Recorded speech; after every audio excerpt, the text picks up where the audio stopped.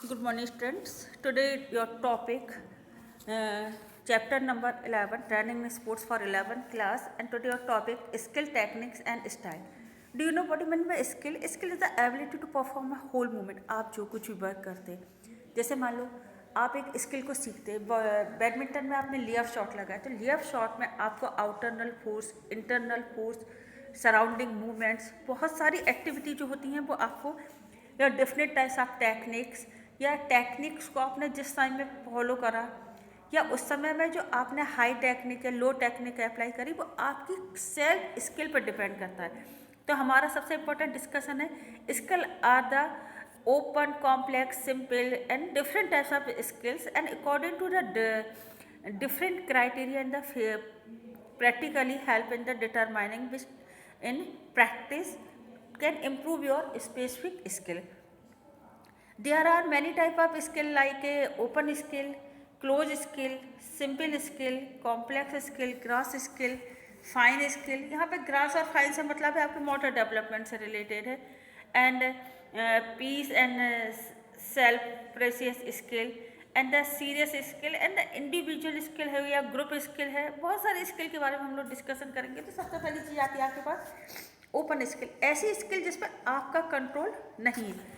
First type of skill का क्या condition बनती है कि इस बारे में आपकी कोई भी कंट्रोल आपके उसमें नहीं रहता। क्लोज स्किल में जो कंट्रोल होता है वो जो अकॉर्डिंग टू सिचुएशन जो एक्सटर्नल फोर्स है उस पर डिपेंड करता है। और सिंपल स्किल जो है आपकी, सिंपल स्किल में क्या होता है, they are not record large amount of coordination, training, decision making and they are not the physically determining. बहुत सारी चीज़ें ये इस पर डिपेंड करती हैं कि आप किस चीज़ों पे, अदर एक्टिविटी को यहाँ पर डिपेंड करते हैं। नेक्स्ट आता है आपके पास कॉम्प्लेक्स स्किल। कॉम्प्लेक्स स्किल का मतलब क्या होता है, skill that do require large amount of coordination. जैसे एक ग्रुप है, एक टीम है, टीम का जो कोऑर्डिनेशन है वो आपकी कॉम्प्लेक्स स्किल, क्योंकि बहुत सारे लोगों की आपस की स्किल मिलकर एक कॉम्प्लेक्स स्किल बना रहे हैं। ग्रॉस स्किल, अब हम लोगों ने जो मोटर डेवलपमेंट पढ़ा है, मोटर डेवलपमेंट में पढ़ा है ग्रास मोटर डेवलपमेंट और फाइन मोटर डेवलपमेंट। तो ग्रास मोटर जो है, ये ग्रास स्किल जो है, it involve large muscles movement. जितनी भी हमारी बॉडी की लार्ज मसल्स हैं उन सबका मूवमेंट किसके थ्रू होता है, ग्रॉस मोटर डेवलपमेंट। सेकेंड आता है फाइन। फाइन में क्या होता है, जो हमारी स्मॉल मसल्स हैं, यह movement of precious movement use in the small muscle group and gently is the high level of head I contraction. जहाँ आपके जैसे बास्केटबॉल है, बास्केटबॉल में आप कैसे खेलते हैं कि आपका हैंड्स में ड्रिबल, बास्केटबॉल ड्रिबल कर रहे हो और आइज कहाँ पर है, सामने योर अपोनेंट टारगेट के साथ। इसी तरीके से आपके पास आती है सीरियल स्किल। इसमें they are group of the discrete skill strong together to make a few new and complex movement like skill in the triple jump. जैसे आप ट्रिपल जंप करते हैं तो जंप में आपकी स्टेपिंग किस तरीके से होनी चाहिए।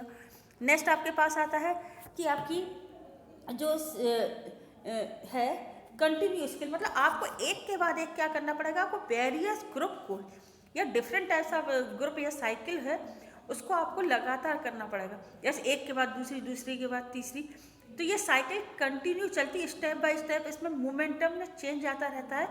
जैसे आपने पहले वॉक करी, रनिंग, जॉगिंग करी, रनिंग करी, फिर साइकिलिंग करी, मतलब आपके में जैसे लॉन्ग जंप में भी आप क्या करते हैं, पहले स्टेप लेते हैं, फिर रन करते हैं, फिर अपनी बॉडी को हाई अप करते हैं, फिर आपने हिचकिक लगा के करा। तो इस तरीके का स्किल होता है। इंडिविजुअल स्किल में बात आपके लिए आती है, they those perform at the same time and the other but without direct confirm action.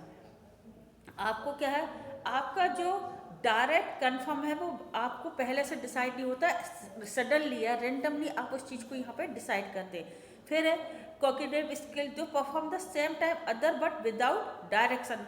इसमें आपको कोई डायरेक्शन आपका माइंड नहीं करता, उस समय में आपकी बॉडी जो रिएक्ट करती है वही रिएक्शन आपके साथ होता है। एंड लास्ट वन योर आपका लास्ट वन जो आ रहा है वो है आपका इंटरेक्टिव स्किल। इंटरेक्टिव स्किल पर दो परफॉर्म द डायरेक्टली इन्वॉल्व। इसमें क्या होता है, जैसे रग्बी है, नेट बॉल है, इसमें क्या अदर पर्सन या अदर स्किल भी आपके साथ कंटिन्यू यहाँ पे परफॉर्मेंस में होती है।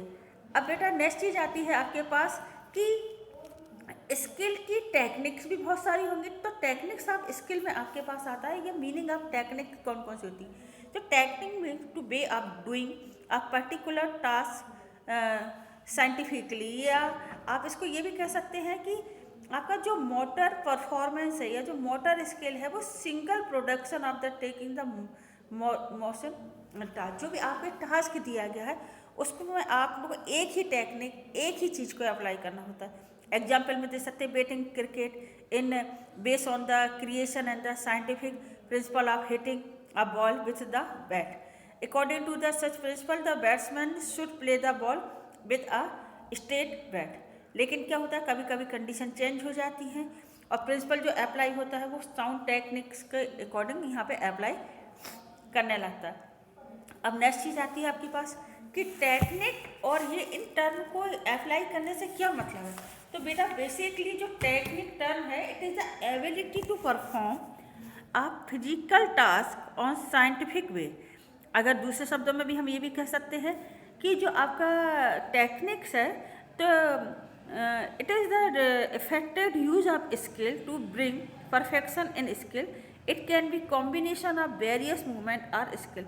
इसमें बहुत सारी चीज़ों का कॉम्बिनेशन होता है। जो टेक्निक्स होती हैं, टेक्निक्स में डिफरेंट स्किल को कंबाइंडली एक ग्रुप के साथ कनेक्टेड किया जाता है।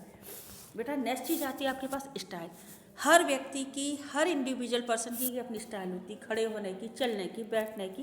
तो स्टाइल क्या है? तो बेटा style it is the use of technique and use in game in situation. जैसी सिचुएशन है उसके हिसाब से अपने आप को क्या करना होता है, हमें यहाँ पे वैसे ही कंडीशन में अपने आप को या टेक्निक्स को यूज करना होता है। It is a proper use of techniques during the play and performing a technique in the particular way during the game situation and also named as the style। जो भी आप इंडिविजुअली करते हो activity वो आपकी अपनी सेल्फ स्टाइल। जैसे आप मान लीजिए आप एक प्लेयर है, आपकी पोजीशन गोलकीपर, तो गोलकीपर पे आपकी जो खड़े होने की स्टाइल है, जो आपके पोजीशन ऑन द अटेम्पिंग है या डिफेंसिव पोजीशन है, वो आपकी सेल्फ स्टाइल होती है। इसलिए स्टाइल टर्म को आप इंडिविजुअली परफॉर्मेंस के थ्रू यहाँ पर परफॉर्म करवा सकते हैं। नेक्स्ट चीज़ आती है आपके पास कि ये जो स्टाइल है उसमें और भी बहुत सारी चीज़ें यूज होती हैं। तो बेटा स्टाइल के साथ साथ हमारी जो बॉडी है उसमें टैक्टिक्स भी होती है। अब आप पूछेंगे टैक्टिक्स क्या होती है? तो बेटा जो टैक्टिक्स वर्ड है वो एक्चुअल में TACTIC, टैक्टिक्स वर्ड जो है वो एक्चुअल में आपकी सेल्फ टेक्निक है कि आप किसी भी चीज़ को किस तरीके से हैंडल करते हो, आप कौन सी रणनीति यूज करते हो। ठीक है, तो यहाँ पर टैक्टिक्स का मतलब है रणनीति। क्लियर है? तो आपको जब इस चीज़ को क्लियर हो जाएगा, it is the ability to perform a specific movement to the deceive the opponent या परफॉर्मिंग द पर्टिकुलर या प्रैक्टिकल स्किल और technique to deceive a opponent and those are the plan movement to control the opponent या contract the opponent. आप लगातार उसको जांचने की कोशिश करते हो कि वो क्या रणनीति अपना रहा है, लेकिन उसकी रणनीति suddenly according to situation change होती रहती है। नेक्स्ट आपके पास आता है स्ट्रेटेजी। बेटा स्ट्रेटेजी वो वर्ड है, स्ट्रेटेजी क्या होता है आप भी कहेंगे STRATEGIES। स्ट्रेटेजीज वर्ड वो होता है pre plan movement done to control and deceive the opponent. आपने जो पहले से ही प्लानिंग बना रखी है कि हमें मान लो एक हम लोग यहाँ पे फुटबॉल का एक मैच खेल रहा है, तो फुटबॉल के मैच में हमें ये चीज़ पता है कि गोलकीपर इस पोजीशन पर खड़ा है, तो हमें उसको किस एंगल से डॉज देना है या आई कांटेक्ट के, हमें उससे डायरेक्ट आई कांटेक्ट करना है, लेकिन हमारा मूवमेंट किस तरफ होता है ये इस पर डिपेंड करता है। तो आपके पास डिफरेंट चीज़ें आई, स्किल, टेक्निक्स, और इन सब के अलावा आपके पास आई कि स्टाइल हमारी कौन सी होती है, और फिर टैक्टिक्स कौन सी यूज करिए, और स्ट्रेटेजी हमने कौन सी यूज करिए। तो इस तरीके की ये पूरा का पूरा क्वेश्चन बेस आपके पास एक आ जाता है कि आपने कौन से। तो आपके पास पहला क्वेश्चन आ रहा है, what do you mean by training.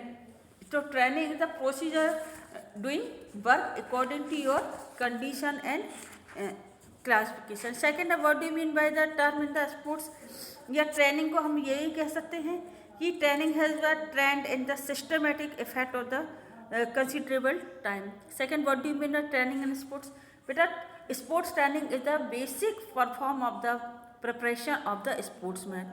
What is the warming up, heating of body या preparing the body in different word, या ऐसा कह सकते हैं कि आपकी जो कंडीशन ऑफ बॉडी है वो दोनों ही चीज़ों से किस तरीके से इफेक्टेड होती है, ये आपके पास आता है।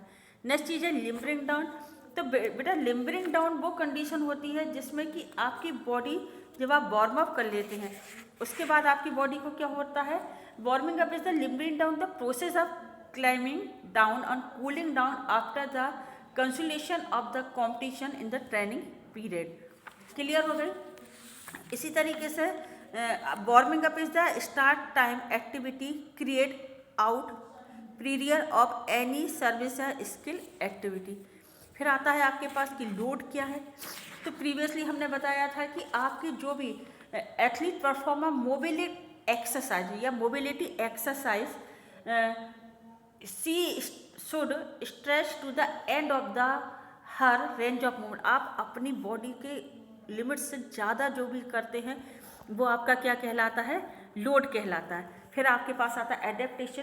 तो जो है कि react to the training load imposed by increasing its ability to cope with those load, and adaptation occur during the recovery period after the training season is completed. Next आपके पास क्या आता है कि रिकवरी क्या है। अब हम ये कहेंगे recovery is the time required for the repair of damage to the body cause by training और कॉम्पिटिशन। तो ये सारे जो 1 मार्क्स के क्वेश्चन है इनको इस तरीके से आप लोग यहाँ पे मेंटेन भी कर सकते हैं। आई होप इस शॉर्ट वीडियो के थ्रू ये क्लियर हो गया होगा कि हमें इस चैप्टर जो हमारा आज लास्ट है और लास्ट टॉपिक को हम लोगों ने यहाँ डिस्कशन कर लिया है और पूरी तरीके से क्वेश्चन के बारे में हम लोगों ने फाइंड आउट कर लिया है। अब MCQ क्वेश्चन भी आ रहे हैं तो इस चीज़ के लिए प्रिपेयर रहिए कि इस टॉपिक को थोड़ा सा क्लोजली आप बुक के थ्रू पढ़ें और बाकी नोट्स आपके सामने हैं। Thank you students watching my video. Subscribe my channel.